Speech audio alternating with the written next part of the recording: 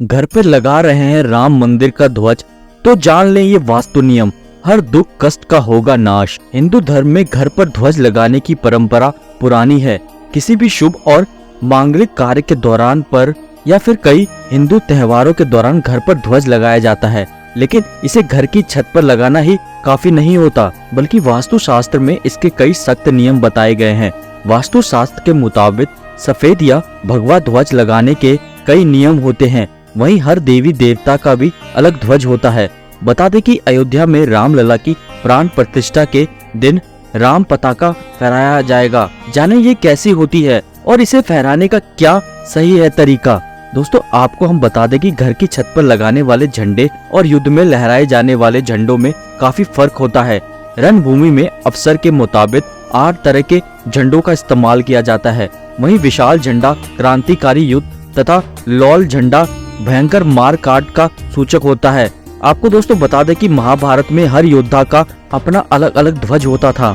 दोस्तों, वास्तु जानकारों के अनुसार घर की छत पर 3 रंग में से किसी भी एक रंग का ध्वज लगाते हैं, भगवा, केसरिया और पीला। घर की छत पर इन तीनों में से किसी भी रंग का ध्वज लगाना शुभ माना गया है। तो दोस्तों, वास्तु जानकारों का कहना है कि घर पर ध्वज लगाते समय भी व्यक्ति को कई नियमों का ध्यान रखना चाहिए। घर के ऊपर वायव्य कोण में ध्वज लगाएं। इस दिशा को ध्वज के लिए शुभ माना गया है। इसके साथ ही अगर आपके घर की दिशा भिन्न है तो किसी वास्तु शास्त्री से पूछकर सही दिशा में लगा सकते हैं। आखिर कैसा हो ध्वज? स्वास्तिक या ओम लगा हुआ केसरिया रंग का ध्वज घर की छत पर लगाया जा सकता है। बता दें कि ध्वज भी 2 प्रकार के होते हैं, एक त्रिभुजाकार और दूसरा 2 त्रिभुजाकार ध्वज। दोनों में से किसी भी एक प्रकार का ध्वज घर की छत पर लगाया जा सकता है। आखिर ध्वज लगाने के लाभ क्या हैं?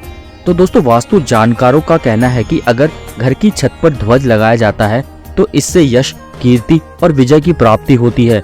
ध्वजा या झंडा लगाने से घर में रहने वाले सदस्यों के रोग, शोक और दुखों का नाश होता है। घर में सुख समृद्धि बढ़ती है। दोस्तों, हिंदू ध्वज 2 प्रकार के होते हैं, त्रिभुजाकार और दूसरा 2 त्रिभुजाकार। इसमें 2 त्रिभुज बने होते हैं। राम पताका दोनों में से कोई भी हो सकता है, लेकिन उस पर श्री राम का चित्र, धनुष या जय श्री राम अंकित होना चाहिए। राम पताका पर हनुमान जी का चित्र भी हो सकता है। तो दोस्तों, अगर आप भी राम मंदिर के इनॉग्रेशन के दिन कुछ सेलिब्रेशन का अपना ये तरीका अपना रहे हैं अपने घर पे, या फिर डेकोरेशन के लिए राम ध्वज या फिर राम के रिलेटेड कुछ चीज कर रहे हैं, तो उससे पहले कुछ बातों का जानकारी लेना बहुत ही ज्यादा आवश्यक है। तो इसीलिए ये चीजें आपको पहले देख लेनी चाहिए, इसके बारे में पहले ही पूछ लेनी चाहिए कि क्या चीज लगानी चाहिए, क्या चीज नहीं लगानी चाहिए।